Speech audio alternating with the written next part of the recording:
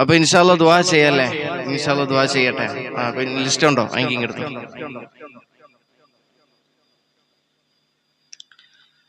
ഒരുപാട് ആളുകൾ ദുആ കൊണ്ട് വസിയത്ത് ചെയ്തിട്ടുണ്ട്. ഇൻഷാല്ലാ എല്ലാം വായിക്കാൻ പറ്റുന്നില്ല. എന്നാലും ഉസ്താദെ, മാനസികമായ ധൈര്യം ലഭിക്കാൻ വേണ്ടി ദുആ ചെയ്യാൻ ഒരു സഹോദരൻ, അല്ലാഹു സുബ്ഹാനഹു വ തആല എന്ത് പ്രയാസമാണെങ്കിലും എന്ത് ബുദ്ധിമുട്ടുകളാണെങ്കിലും ആ സഹോദരന്റെ അല്ലാഹു മാറ്റി കൊടുക്കുമാറാകട്ടെ.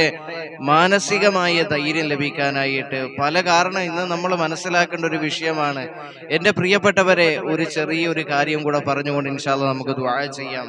അപ്പൊ മാനസികമായ ഒരു ധൈര്യത്തിന് വേണ്ടി ദുആ ചെയ്യാൻ പറഞ്ഞു.